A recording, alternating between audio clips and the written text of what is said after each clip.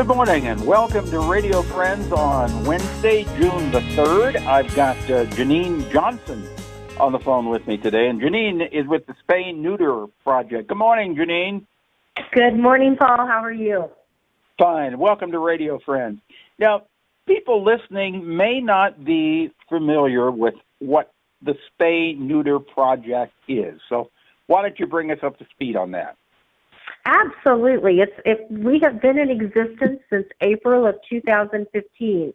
And so sometimes we forget that people aren't familiar with our services because we had hit we've been in the community for 5 years. So we are an affordable, high-quality spay-neuter clinic for people who need to have their cats and dogs spayed or neutered. And basically, our whole goal is to have an opportunity for people to not have a financial barrier to preventing them from spaying and neutering their pets. We also provide vaccines at the same time. So you provide the vaccine, you do the vaccine, the vaccinations. Do you do the follow-up vaccinations also? We can do some of that at our vaccine clinic, but that's not our primary goal. Our primary goal is to make sure that we get animals in, have them spayed or neutered to help with pet overpopulation, and also for just the main importance of the pet's health. Exactly. A lot of people may not realize how important it is. It's vitally important to have your dog or your cat spayed or neutered. You talk about health. Their health in the long run is going to benefit from that operation, correct? Oh, absolutely, absolutely. How does neutering benefit the cat or the dog? So, the easiest explanation to that is if you are neutering a cat or a dog, it will eliminate their risk of testicular cancer. So what you really want to do, you want to eliminate that risk if at all possible. It also has a lot of behavioral changes with male animals. It helps keep them from roaming. It can also keep them from being aggressive with other animals. And the one thing that some people, will call us about, they'll say, my dog is starting to mark in my house or outside my house. Well, if they're intact, they're more likely to do that. So, we talk about the health risk, the health importance, but we also talk about behavioral things that will happen as well.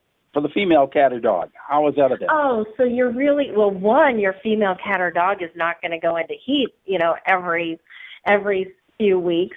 So that's going to help. It obviously prevents them from being pregnant, but it also is going to prevent, certain risk of cancer for female dogs and cats. And it also prevents females from getting pyometra, which is a medical condition that can be very harmful to cats and dogs as well. It prevents unwanted pregnancies with dogs and cats. Absolutely.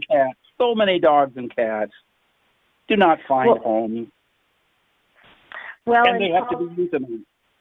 Yes. And so, our hope is that, when we are preventing unwanted pregnancies, we are, unwanted litters of cats and dogs. What we're doing is we're also helping, we're helping pet owners. We're helping our community, but we're also helping shelters because if they aren't being inundated with unplanned litters of puppies or kittens, then the animals who are at the shelters are all going to be able to be adopted. Janeene, over the years, the 5 years that the Spay Neuter Project has been in operation, how many dogs and cats would you say that you have spayed and neutered? So as of the end of last week, Paul, we had 13,305 surgeries that we've completed. 13,305? Yes. That's absolutely amazing, and it's heartwarming because you're providing a service for people at low cost, and the fact is the dog or the cat is going to live a longer, happier life. When we adopt these pets, they come into our home, and for most people, they are a member of the family, and you want to do everything. You want to do everything you possibly can to keep them as long as you can and as healthy as you can. And again, spaying and neutering does increase their longevity and their health. Absolutely. Absolutely. And you're right, for all of us, I think everybody feels like their pets are their family, and so it's really important to do what you can to make sure that they are the healthiest that they can be. People get in touch with you if they're looking for your services.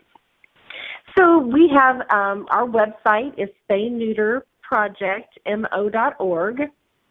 We have a Facebook page. It's Spay Neuter Project, Columbia Mo.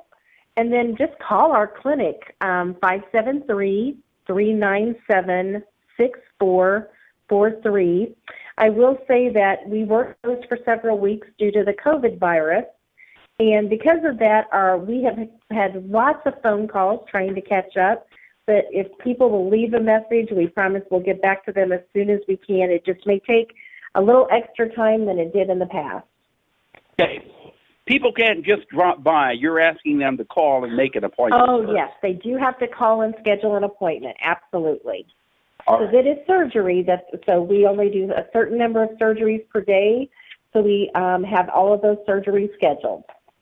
All right. Again, give them the telephone number. Yeah, it's 573-397-6443. Janeene Johnston, thank you so much for visiting with us today, and thank you for the wonderful service that you do provide for our community. You know, we're fortunate here in Central Missouri. We have many wonderful veterinary facilities, but what you're doing is helping out a great deal by providing this service at a slightly lower cost for people who cannot afford the full cost of the surgery. Right, and that's exactly why we're here, to make sure that we remove that financial barrier. All right. Thank you so much. Continued success. Stay healthy and keep smiling, okay? Thanks, Paul. You as well. All right. That's our show for today. Please join us again next time. For Radio Friends, something you'd like to hear or see, drop me an email, pepperp@missouri.edu. Bye-bye.